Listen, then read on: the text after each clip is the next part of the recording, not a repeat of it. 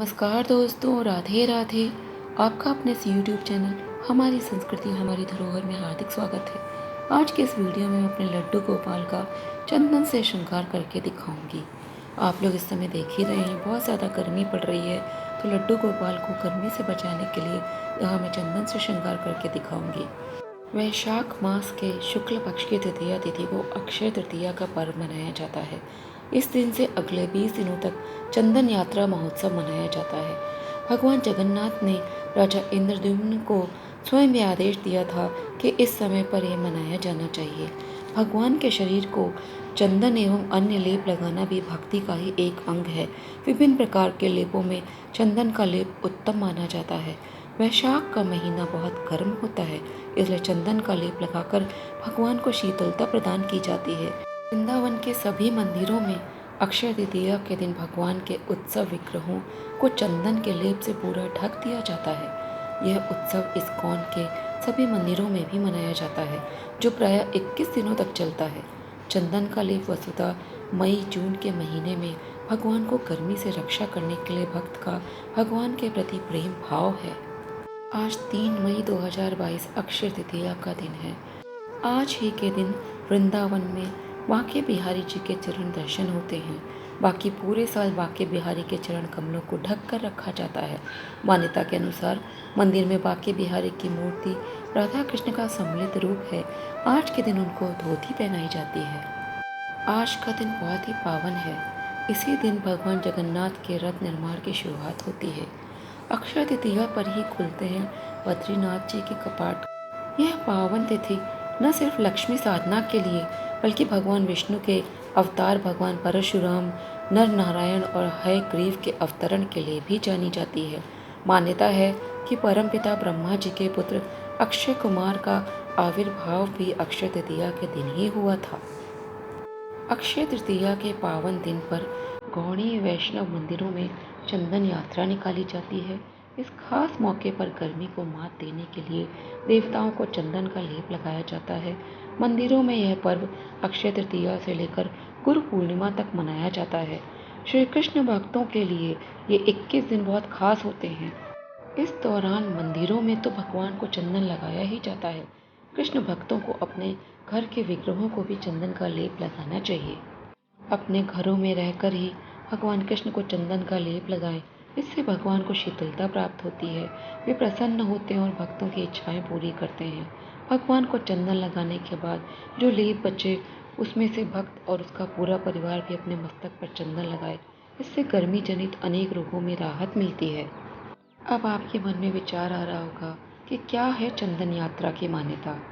चंदन यात्रा महोत्सव के संबंध में मान्यता है कि भगवान जगन्नाथ ने स्वयं राजा इंद्रद्युम्न को यह आदेश दिया था कि वैशाख माह में चंदन महोत्सव मनाया जाए। भक्ति के विभिन्न अंगों में भगवान के शरीर को चंदन सहित अनसुगंधित लेप लगाना भी शामिल है।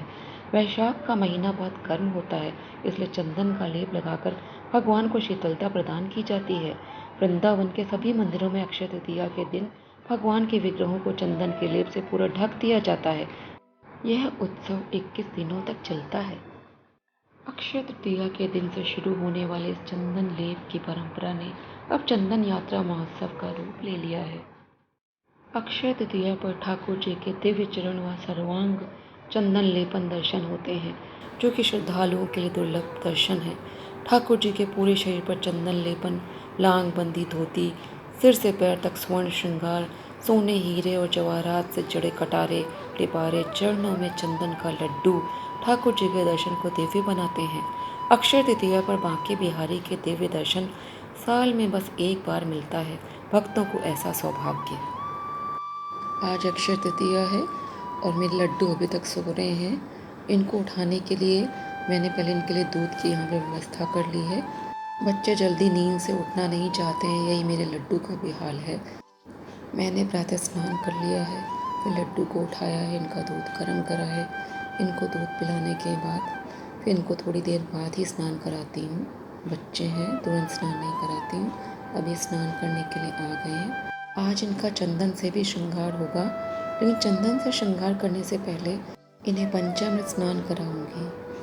पंचामृत बनाने के लिए दूध, दही, शक्कर मधु, घी, इन 5 चीज़ों को मिलाया जाता है, फिर पंचामृत तैयार किया जाता है।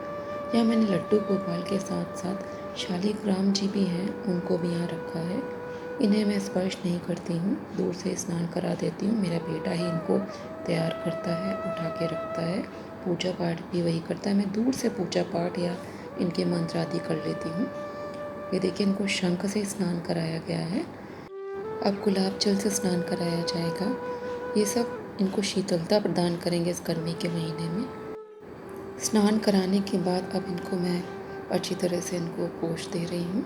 फिर इनको नीचे का वस्त्र पहनाकर बिठा दूँगी। उनके कुछ भोग की व्यवस्था भी करूँगी। यहाँ मैंने चंदन से स्नान करने के लिए यहाँ पे सामान रखा है, जिसके लिए पहले एक ब्रश लिया है। यहाँ पे इनको पहनाने के लिए आज पाजेब ज़रूर रखी जाती है, पाजेब पहनाना चाहिए इनको। चंदन के लेपन के बाद इनका श्रृंगार किया जाता है, इनको शीशा दिखाया जाता है। श्रृंगार की वस्तुएं आप रख लीजिए। यहाँ मैंने कुछ सामान रखे हैं उनको हार पहनाने के लिए, उनको हाथों में भी मैं पहनाऊँगी उनके। ये देखिए, सर पे पगड़ी है, या जो भी उनको पसंद आएगा। उनके 2-3 चीज़ें उनको दिखा के ही पहनाती हूँ मैं, और मेरे समझ में आ जाता है उनको क्या पसंद आया है। मैंने इत्र रखा है, यहाँ पे केसर रखा है, और इनके लिए चंदन। यहाँ पे कुछ लोग घिस के चंदन तैयार करते हैं, मैं भी यहाँ पे घिस के ही चंदन तैयार करती हूँ। बाज़ार में, मार्केट में आपको रेडीमेड चंदन भी मिल जाएगा, गोपी चंदन, अष्टगंध। यहाँ मैंने वो चंदन भी आपको दिखाने के लिए रखे हैं। आप रेडीमेड चंदन या अष्टगंध का भी इस्तेमाल कर सकते हैं। देखिए, इस तरह से आपको मार्केट में मिल जाएगा। लेकिन यदि आपके पास टाइम हो, समय हो, तो आपको केसर मिला के चंदन ये घिस कर तब प्रभु के लिए तैयार करके उसको उनके शरीर में लेपन करना चाहिए। देखिए, यहाँ पे मेरे लड्डू गोपाल तैयार हो गए हैं चंदन लेपन के लिए। लेकिन इसके पहले मैं उन्हें कुछ, क्योंकि इन्होंने सुबह से दूध ही पिया है, तो इनके भोग की भी कुछ व्यवस्था कर ली। मैंने यहाँ पे कदली फल रखा है, केला है। वैसे इनको पुष्प से भी आज बहुत सजाया जाता है। पुष्प ठंडक प्रदान करते हैं। देखिए, तुलसी दल है। पुष्पों से मेरे घर में जो पुष्प लगे थे, थोड़े बाहर से भी मैं ले आती हूँ मार्केट से, तो उन सब पुष्पों को मैंने इनके पास रखा है। देखिए, इनको भोग में मैंने थोड़े ड्राई फ्रूट्स भी लिए हैं, काजू हो गया, किशमिश है, बादाम है। इनको दही बहुत पसंद होता है, दही भी रखा जाता है इनके लिए। और आज कोशिश करके इनको जैसे ककड़ी, खीरा, तरबूज, खरबूजा, शरबत इत्यादि इनको ज़रूर आज पिलाना चाहिए। मैं उनका भोग लगाऊंगी इन सब चीज़ों का, लेकिन वो मैं शाम के समय लगा दूंगी, क्योंकि दिन में 3-4 बार इनको भोग लगाया जाता है, तो उस समय लगा दूंगी इनको। अभी तो ये केला खा रहे हैं, ड्राई फ्रूट्स खा रहे हैं। दोपहर में भी इनके खाने के लिए तब मैं कुछ अन्न से बना दूंगी इनके लिए, सब्जी, पूड़ी, पराठा या जो भी खाएंगे। तो अभी ये सब चीज़ें खा लें, इनका थोड़ा पेट भर जाए। इसके बाद चंदन लेपन करके इनको 4 घंटे के लिए बिठाया भी जाता है, जब तक चंदन ना सूखे। फिर चंदन के ऊपर इनका श्रृंगार किया जाता है। इनको जल का भोग अवश्य लगाइए। उसमें इन सब भोगों में आपको तुलसी दल अवश्य डालना चाहिए। ये मेरे लड्डू गोपाल का देखिए, जल भी यहाँ पे मैंने भोग के रूप में रख दिया है, तुलसी दल डाल के। तो दोस्तों, आप जितने श्रद्धा भाव से इनकी पूजा करेंगे, आपको भी अच्छा लगेगा और लड्डू गोपाल को भी अच्छा लगेगा।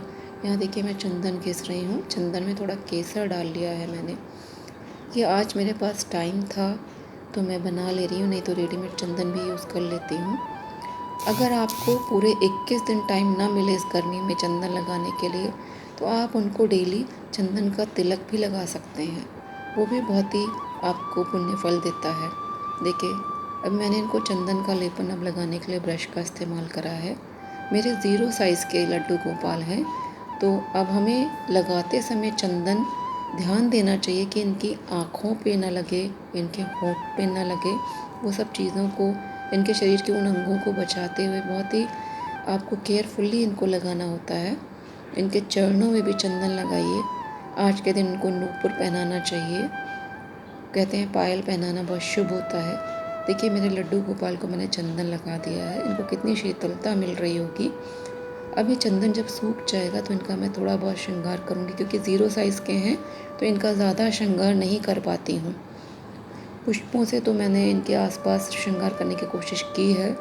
देखिए, इनको भूख लगी, 4 घंटे से बैठे हैं, तो इनके लिए सब्जी, पूड़ी भी आ गया है, दही भी आ गया है। दही दोपहर में देती हूँ, सुबह शाम ठंडा होता है इनके लिए दही।